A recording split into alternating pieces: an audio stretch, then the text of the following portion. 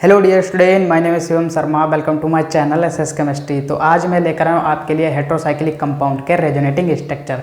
इसके पिछले वीडियो में हमने बात करी थी इसके नोमेनक्लेचर के बारे में। इस वीडियो में हम लोग बात करेंगे इसके रेजोनेटिंग स्ट्रक्चर। ठीक है, तो इसमें 2 टाइप्स की रिंग हम लोग पढ़ते हैं, एक 5 मेम्ब्रेड वाली, एक 6 मेम्ब्रेड वाली। ठीक है, जिसमें 6 एटम प्रेजेंट होते हैं, इसमें 5 एटम प्रेजेंट होते हैं। ठीक है, देखो ये जो 6 मेम्ब्रेड वाली रिंग है, ठीक है, इसके अकॉर्डिंग हम जितनी भी 6 मेम्ब्रेड वाली रिंग होंगी उनका रेजोनेटिंग स्ट्रक्चर जो है वो इसके बिल्कुल सेम ही आएगा, और जितनी भी 5 मेम्ब्रेड वाली रिंग होंगी उनके रेजोनेटिंग स्ट्रक्चर जो है वो इसके मतलब इक्वल यानी कि सेम आएंगे। ठीक है, तो इन दोनों का एग्जांपल लेते हुए हम आपको बताएंगे इनके रेजोनेटिंग स्ट्रक्चर कैसे बनते हैं। देखो पहले एक चीज़ समझ लो, एक चीज़ बहुत ज़रूरी होती है, ये चीज़ समझ लो, रेजोनेटिंग स्ट्रक्चर हम लोग क्यों बनाते हैं, क्यों ज़रूरी होता है, क्यों एग्जाम्स में पूछा जाता है रेजोनेटिंग स्ट्रक्चर के बारे में। ठीक है, तो रेजोनेटिंग स्ट्रक्चर हम लोग इसलिए बनाते हैं कि कौन सा रेजोनेटिंग स्ट्रक्चर कितना स्टेबल है,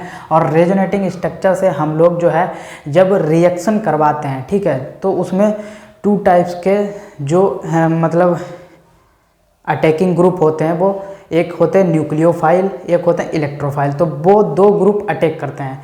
2 ग्रुप होते हैं, वो डिफरेंट टाइप के होते हैं, लेकिन एक ही ग्रुप अटैक करता है एक बार। ठीक है, जैसे न्यूक्लियोफाइल है, वो अटैक करेगा, अटैक कहाँ करेगा, जहाँ पे उसको पॉजिटिव चार्ज मिलेगा। ठीक है, तो इसीलिए हम लोग जो है रेजोनेटिंग स्ट्रक्चर बनाते हैं या पढ़ते हैं। ठीक है, तो रिएक्शंस में काफ़ी ज़्यादा इंपॉर्टेंट होता है इसका रेजोनेटिंग स्ट्रक्चर में। अगर इसके रेजोनेटिंग स्ट्रक्चर आपको नहीं आते होंगे तो आप किसी भी रिएक्शन को कैसे करवाएंगे। ठीक है, रिएक्शन तो आप जब ही कर पाएंगे कि आप उसकी पोजीशन तो आपको पता होनी चाहिए भाई। अगर आपको उसकी पोजीशन ही नहीं पता है भाई, जैसे न्यूक्लियोफाइल अटैक कर रहा है कंपाउंड पे, ठीक है, जैसे पाइरीडीन पे अटैक कर रहा है न्यूक्लियोफाइल, तो न्यूक्लियोफाइल कैसा होता है, निगेटिवली चार्ज होता है। न्यूक्लियोफाइल जो होता है वो निगेटिवली चार्ज होता है भाई।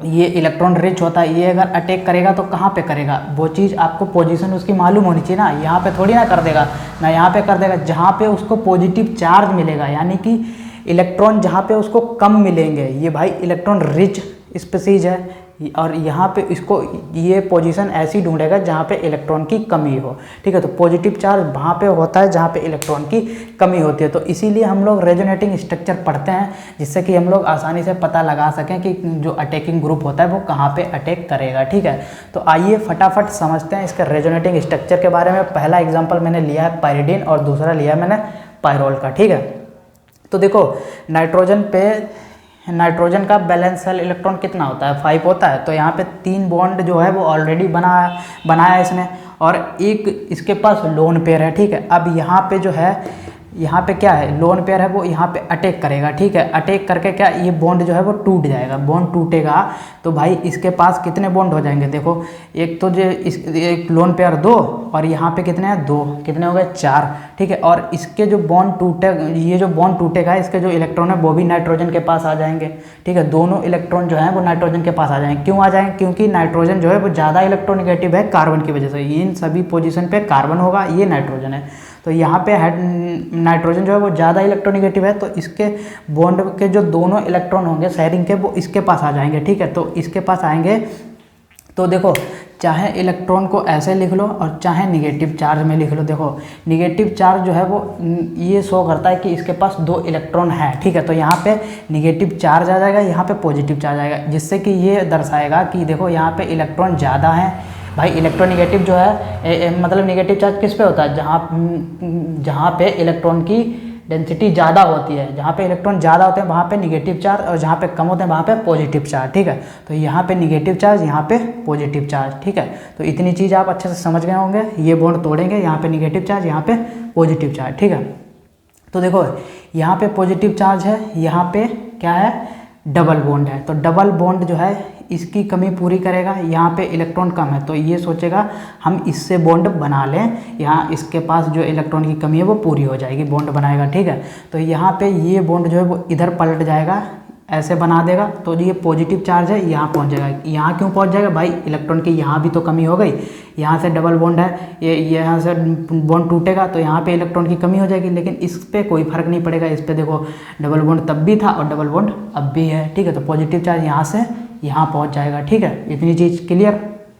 तो देखो यहाँ से ये डबल बॉन्ड है, ये इसकी कमी पूरी करेगा, तो यहाँ से ये पीछे जाएगा, ठीक है। तो यहाँ जो इलेक्ट्रॉन की कमी थी वो तो पूरी हो गई, लेकिन यहाँ पे इलेक्ट्रॉन की कमी हो गई भाई, डबल बॉन्ड है, अब ये पीछे चला गया तो यहाँ पे इलेक्ट्रॉन की कमी हो गई, लेकिन इस पर कोई फ़र्क नहीं पड़ा, ठीक है। तो यहाँ पे पॉजिटिव चार्ज आ गया, यहाँ से यहाँ पे पॉजिटिव चार्ज आ गया, ठीक है। तो इसके 3 रेजोनेटिंग स्ट्रक्चर बन गए, ठीक है। अगर यहाँ पे नेगेटिव, यहाँ पे पॉजिटिव, ये दोनों मिलकर क्या करेंगे भाई, एक के पास इलेक्ट्रॉन की कमी है, एक के पास इलेक्ट्रॉन की मतलब कमी नहीं है, इलेक्ट्रॉन रिच है, एक इलेक्ट्रॉन की कमी है एक के पास, ठीक है।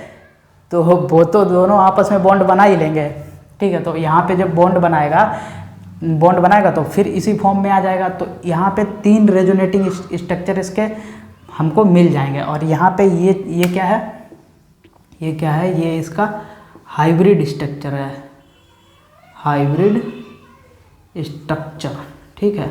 ये इसका हाइब्रिड स्ट्रक्चर है।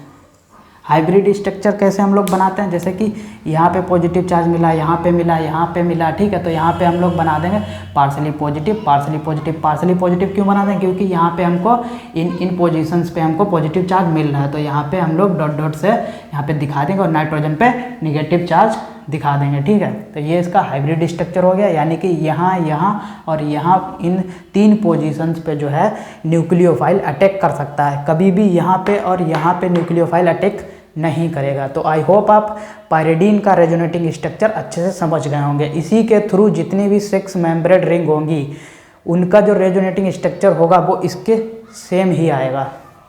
तो देखो 5 मेम्ब्रेड वाली रिंग के लिए हम लोगों ने पायरोल का एग्जाम्पल लिया है, इसका रेजोनेटिंग स्ट्रक्चर समझ लेते हैं हम लोग। देखो यहाँ पे क्या है, पायरोल में प्रेजेंट है नाइट्रोजन, यहाँ पे भी नाइट्रोजन, यहाँ पे भी नाइट्रोजन। यहाँ देखो 3 बॉन्ड बने हुए हैं, यहाँ भी 3 बॉन्ड बने हुए थे। इस पे क्या है, निगेटिव मतलब सॉरी लोन पेयर है।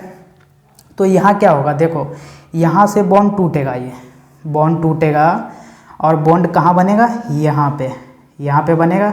अब यहाँ पे क्या चीज़ है, देखो समझना, अच्छे से समझना। वहाँ पे निगेटिव आ रहा था, यहाँ पे पॉजिटिव आ रहा था, ठीक है। तो ये लोन पेयर है जो ये अटैक करेगा, लोन पेयर अटैक करेगा, यहाँ पे बॉन्ड बनाएगा, तब ये बॉन्ड टूटेगा, ठीक है। तो बॉन्ड यहाँ पे बना दिया, तो इस कार्बन पे कोई फ़र्क नहीं पड़ा, इस कार्बन पे कोई फ़र्क नहीं पड़ा।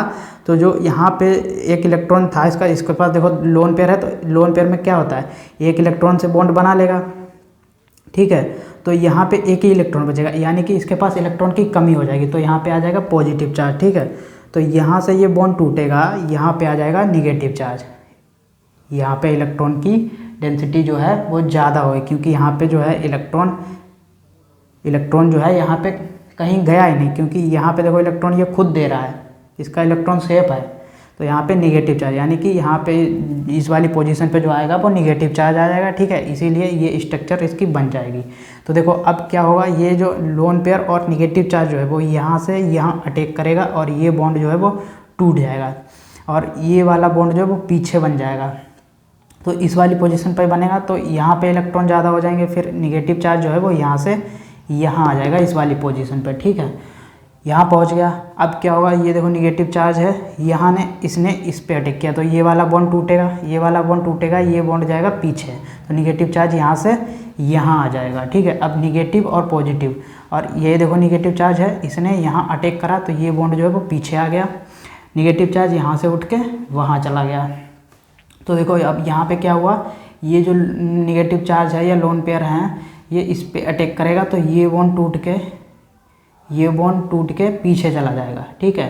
तो हमको स्ट्रक्चर फिर वही मिल जाएगी, इसका पॉजिटिव चार्ज है वो ख़त्म हो जाएगा, इसके पास फिर लोन पेयर आ जाएगा। भाई लोन पेयर यहाँ पे था और लोन पेयर फिर ही हमको मिल जाएगा, ठीक है। तो पोजीशन फिर वही बन जाएगी, फिर वही स्ट्रक्चर हमको मिल जाएगी, ठीक है। तो इसके रेजोनेटिंग स्ट्रक्चर जो है वो 4 हैं। अब देखो यहाँ पे हमको निगेटिव चार्ज मिल रहा है, कहाँ कहाँ मिल रहा है, इस वाली पोजीशन पे, इस पे और इस पे, ठीक है। यानी कि निगेटिव चार्ज जो है, निगेटिव चार्ज ये दर्शाता है कि जिस पोजीशन पे निगेटिव चार्ज प्रेजेंट है वहाँ पे इलेक्ट्रॉन्स की डेंसिटी ज़्यादा है, यानी कि इलेक्ट्रॉन रिच है वो पोजीशन, ठीक है। अब जो पोजीशन इलेक्ट्रॉन रिच है, तो उस पे जो अटैकिंग ग्रुप होगा वो इलेक्ट्रॉन की कमी वाला होगा, जिसके पास इलेक्ट्रॉन्स की कमी होगी, यानी कि इलेक्ट्रोफाइल होगी, इलेक्ट्रोफाइल ग्रुप होगा। तो इलेक्ट्रोफाइल अटैक कहाँ करेगा, इन पोजीशंस पे अटैक कर जाएगा, ठीक है, तो आई होप आप अच्छे से हेट्रोसाइक्लिक कंपाउंड के रेजोनेटिंग स्ट्रक्चर समझ गए होंगे। बहुत बढ़िया, आप अच्छे से नोट कर लें चीज़ों को और आपको एग्जाम्स में काफ़ी ज़्यादा हेल्पफुल होंगे। ठीक है, तो मिलते हैं नेक्स्ट वीडियो में, उसमें हम बात करेंगे हेट्रोसाइक्लिक की प्रिपरेशंस के बारे में। Thank you for watching my video.